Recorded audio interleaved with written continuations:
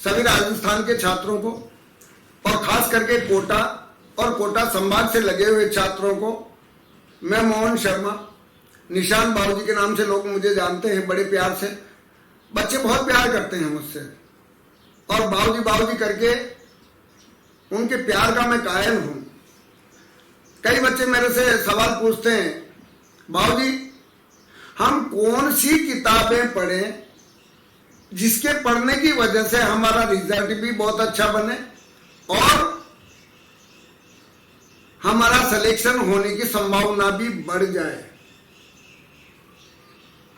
तो प्यारे बच्चों, मैं आपसे एक बात कहना चाहता हूं, अगर आप वास्तव में ही सफलता चाहते हैं, सफल होना ही है, तो अच्छी बातों को मानना सीखो।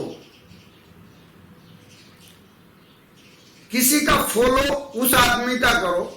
अगर तुम्हें जाना है तो फिर भेड़ों के साथ में मत जाओ। मैं तुम्हें सलाह दूंगा तुम शेरों के साथ में जाओ, क्योंकि शेरों के साथ में अगर आगे की लाइन में नहीं भी हुए ना, तब भी पीछे की लाइन में होने के बाद भी लोग तुमसे कहेंगे नहीं यार शेर का बच्चा है और शेरों के साथ चल रहा है। लेकिन अगर आप भेड़ों के साथ चले या भेड़ों के आगे भी चले तो क्या यार, क्या आदमी है, क्या शेर है यार, भेड़ों के आगे आगे चल रहा है, तो आपकी क्वालिटी गिर जाएगी। और यही सोच अगर आपने बदल ली तो आपका एक जो जीवन में सफलता का परिणाम है या प्रमाण है वो सब बदल जाएगा, पैमाना बदल जाएगा और आप एक अच्छे समूह के साथ अपने आप को शेयर कीजिए, अपने आप को बातें कीजिए, उनसे पूछिए, बात करिए।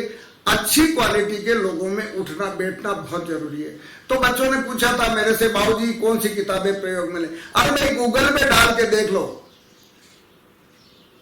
विच is the best books for IIT और नीट एंड बोर्ड, तब आपको जवाब वो गूगल ही दे देगा।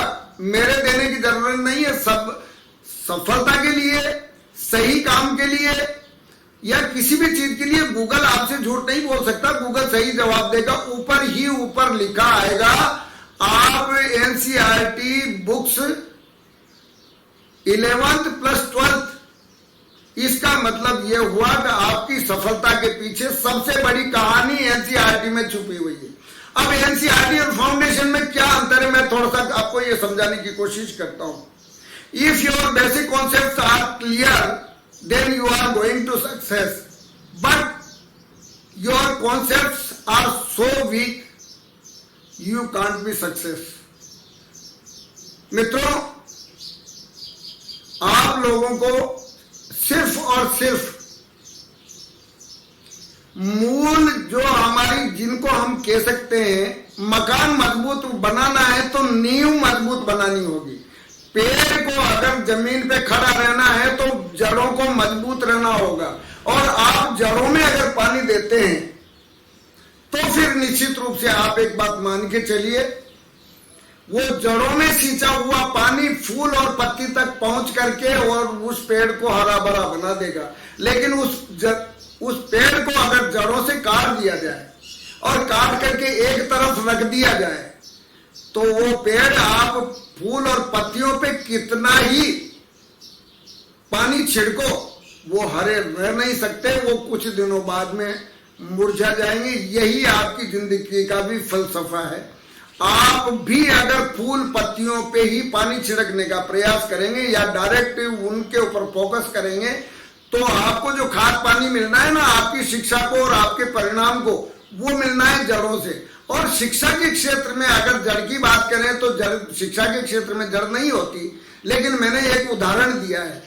NCERT ही आपका मेन बेस है सिलेक्शन लेने के लिए, और NCERT के बाहर से कोई आता भी तो नहीं है।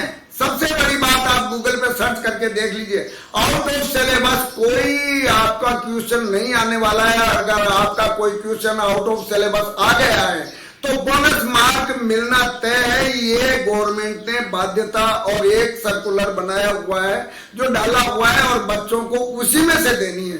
अब यहाँ पर आपको 11th को कंप्लीट करना है और 12th को भी कंप्लीट करना है। जब आपकी 11th अच्छी है, आप भी मान लो 50% 11th में से आना है, 50% 12th में से भी आना है, या यूं समझ सकते हैं 11th और 12th दोनों का मिला करके ही एक क्वेश्चन पेपर आना है जिसको फाइट करना है। सब्जेक्ट वही आपके 3 होंगे। नीट कर रहे हो तो फिजिक्स, केमिस्ट्री और बायो होगा, और अगर आईआईटी कर रहे हो तो फिजिक्स, केमिस्ट्री और मैथ्स होगा। सब्जेक्ट वही रहेंगे, उसमें कोई चेंज आने वाला नहीं। हाँ, एक बात जरूर, हम छोटी से छोटी चीज को पॉइंटेड अगर हमने नोक आउट कर लिया है, सर्च आउट कर लिया है और अच्छे से पढ़ लिया है तो निश्चित रूप से आपको सफलता मिलनी ही मिलनी है और तय है। और यही आपकी किताबों का कौन सी खरीदना है, कौन सी नहीं। सप्लीमेंट्री बुक्स आप कोई सी भी ले सकते हैं।